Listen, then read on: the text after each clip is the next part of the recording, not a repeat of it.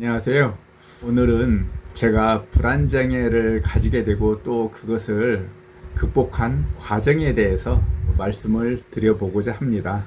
OECD 국가 중 자살률이 최고라고 하는 한국에서 태어나서 60년을 살아온 사람으로서 지금 현재 정신적인 문제를 가지고 계시는 분들은 참조하기를 바라는 마음으로 제가 불안장애를 극복한 경험을 한번 말씀을 드리고자 합니다. 우리나라가 출생률이 낮기 때문에 출생률을 높이는 것도 중요하지만 이미 다 키워놓고 또 이미 다 성장한 성인들의 자살률을 낮추는 것도 많이 중요하지 않을까 생각을 합니다. 현재 정신적 장애로 고통을 겪고 있는 분들과 끝이 보이지 않는 어둠의 긴 터널을 걸어가고 계시는 분들께 혹시 저의 경험이 도움이 되었으면 하는 바람에서 이 말씀을 드리게 되었습니다.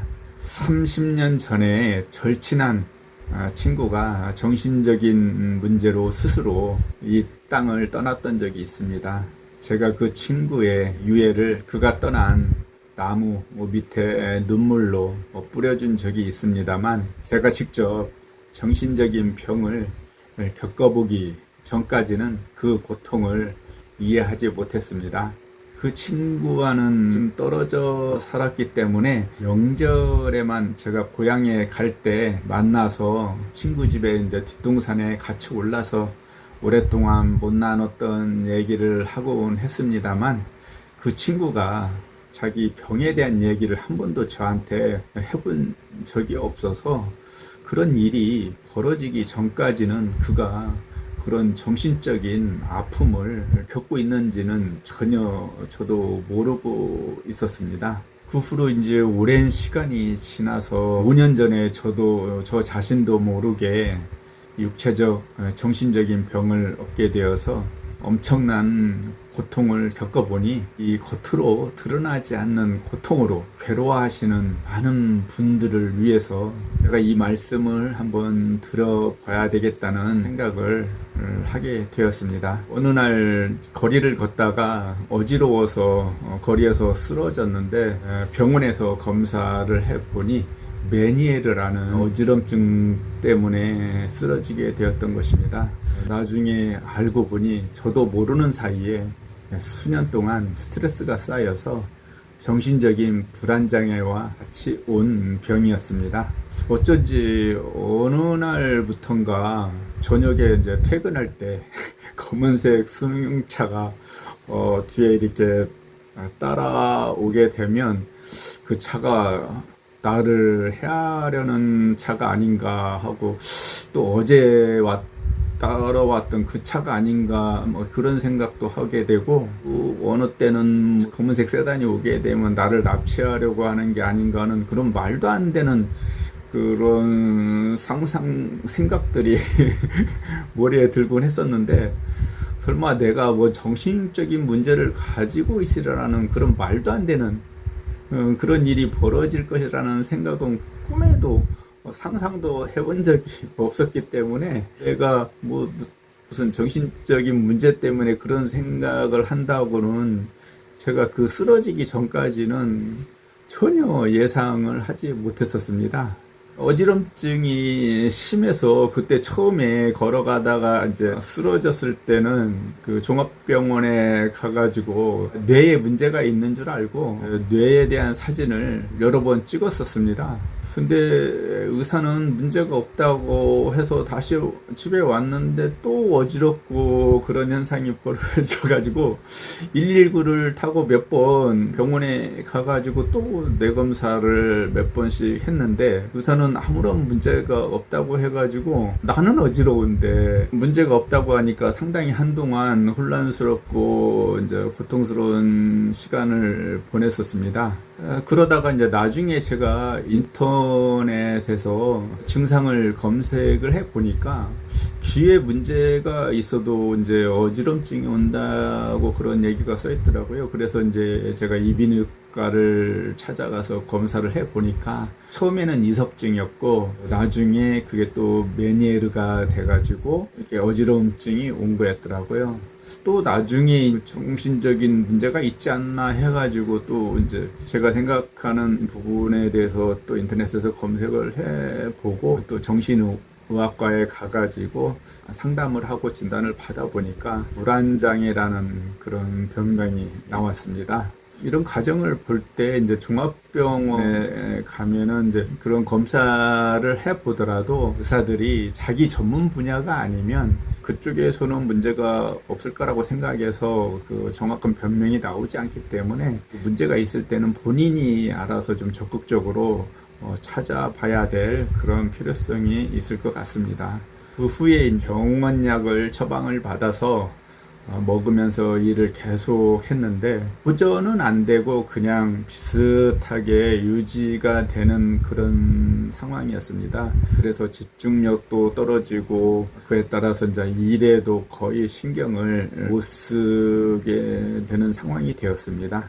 그래서 이제 제가 생각을 해보니까 불안장애라는 정신적인 문제는 잡념이 많기 때문에 걱정이 생기고 미래에 대한 그런 불안감 이런 것도 있고만 이런 병이기 때문에 잡념을 멈추고 이제 마음을 즐겁게 유지를 해야 하겠다 하는 생각에 집에서 그 유튜브 동영상을 하루에 10시간 정도씩 찾아보고 국내 거든 국외 거든 프랭크 비디오든 막 웃기는 동영상은 있는 대로 다 찾아왔었습니다. 그리고 집도 한강변으로 옮겨서 한강에서 매일 하루에 3시간 이상씩을 걷기 시작을 했습니다.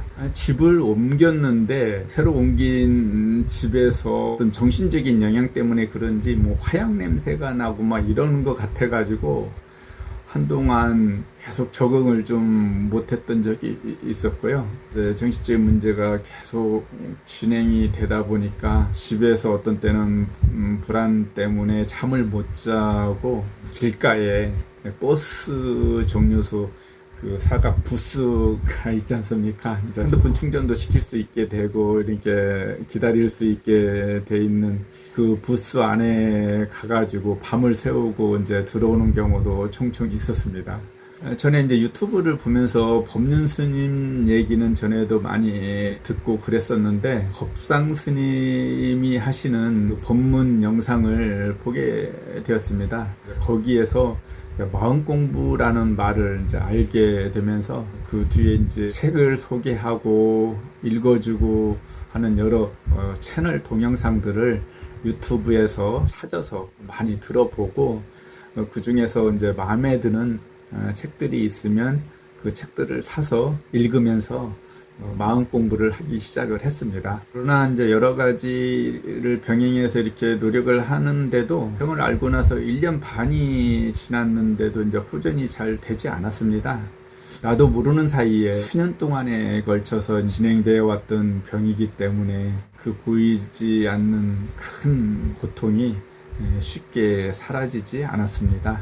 어지럼증과 정신적인 병이 같이 있으니까 어지러우니까 운동도 무리하게 할 수가 없기 때문에 처음에는 내가 고치고자 하는 의지가 아무리 강하게 있어도 문제를 적극적으로 해결하기가 상당히 어려웠습니다. 합병증이 심각한 문제라고 많이들 하는 얘기가 그때서야 이해가 되었습니다.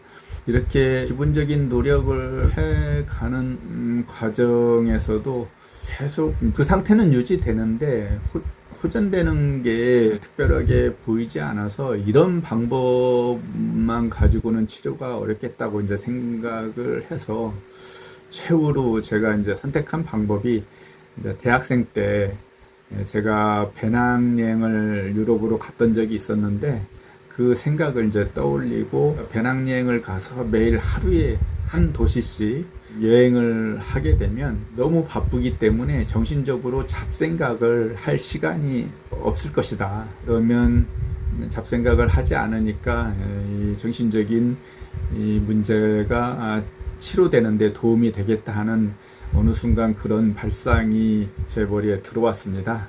그래서 이제 어지럼증이 많이 이제 호전이 되고 나서 특별한 이제 계획 없이 대충 방문할 나라와 도시만 체크하고 유럽으로 이제 배낭여행을 떠났습니다.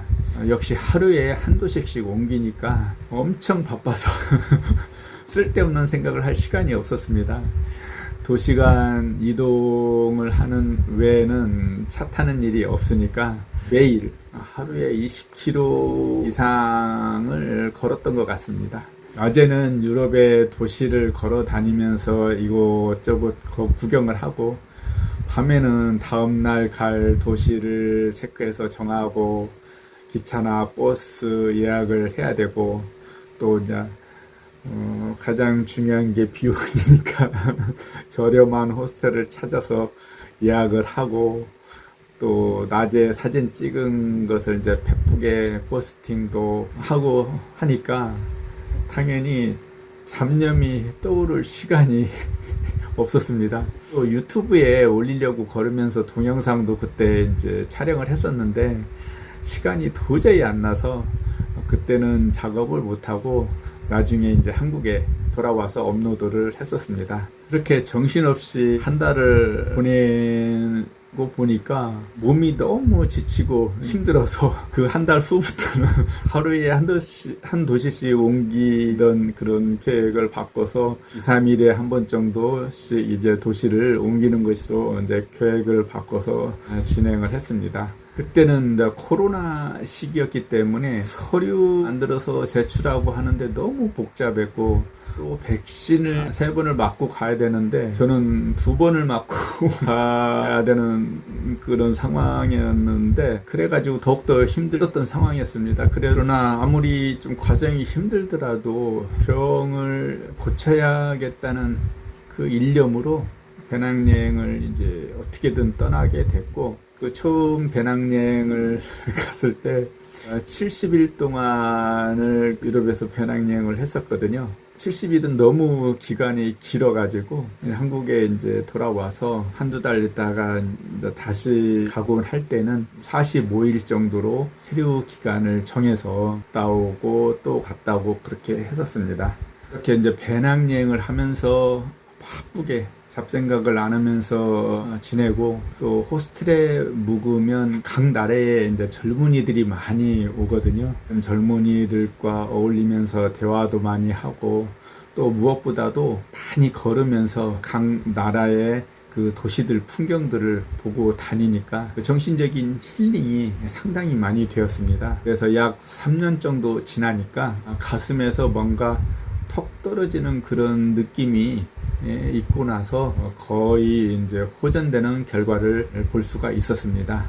저는 이제 약과 운동을 병행하면서 유지만 되고 호전이 안 됐기 때문에 어떻게든 이거를 고쳐야겠다는 그 의지와 일념을 가지고 배낭여행을 시작을 한 것이지만, 모두 다 이제 저처럼 이렇게 배낭여행을 해야 된다는 그런 얘기는 아니고요. 그 정신적인 문제가 이제 저는 불안장애지만 무슨 우울증도 있고 공황장애도 있고 여러 가지 상황들이 많지 않습니까? 각각의 그런 병에 대한 그런 부분들을 처음에 말씀드렸다시피 본인이 먼저 좀 더 체크를 하고, 약만 먹고 이제 운동을 어느 정도 하고 그러면 그게 더 악화는 되지 않고 치료는 이제 그대로 유지는 하는 것 같아요. 제가 경험을 해보니까 근본적인 치료를 하는 거는 어렵더라고요. 저는 이제 이 생각이 너무 많은 것이 불안을 만들거든요. 그러니까 저는 이 생각을 없애야 되는 게 가장 큰 문제였었습니다. 그래서 이제 저 같은 경우는 이 불안장애에 해당되는 저 나름대로 해법을 찾아서 이제 배낭여행이라는 거를 이제 생각을 해서 그걸 진행을 했던 것이고, 각각의 다른 공황장애라든지 우울증이라든지 여러 가지 이제 그런 것들은 본인이 어느 생각을 해서 본인에 맞는 그런 방법을 찾아서, 이 가장 중요한 거는 내가 고쳐야겠다는 그 의지와 결심을 갖는 게 가장 중요하다고 생각을 합니다. 상태만 유지를 해야 되겠다 이러면은 그냥 약만 먹으면서 꾸준하게 그렇게 갈 수는 있어요. 근데 어느 순간 또 이게 어떤 발작 증상이 일어날 수가 있기 때문에 근본적으로는 고쳐야 되니까 중요한 거는 본인입니다. 이 정신적인 부분은 육체적인 병은 암이라고 하더라도 도려내고 해가지고 의사는 다른 사람이잖아요. 남이 고쳐줄 수가 있는 거지만 정신적인 부분은 제가 경험한 바로는 본인의 정신이잖아요. 이거는 이 몸 물체를 다루는 거고 정신을 다루는 거는 좀 다르기 때문에 본인의 마음가짐이 제일 중요한 것 같습니다. 그래서 본인이 본인에 맞는 것을 찾아서 그 방법을 꾸준하게 의지를 가지고 이게 2, 3년에 걸쳐서 생기는 병이 아니거든요. 최소한 4, 5년 막 이렇게 얼려서 만들어지는 자기도 모르게 계속 스트레스가 쌓여서 생기는 그런 병이기 때문에 이걸 하루 이틀에 고치려고 생각하면 안 되고 4, 5년에 걸쳐서 생겼다고 생각하면 최소한 4, 5년을 걸려서 고칠 생각을 해서 장기적인 계획을 세워서 본인이 고쳐야 되겠다는 결심을 하고 하는 것이 제일 중요하다고 생각합니다.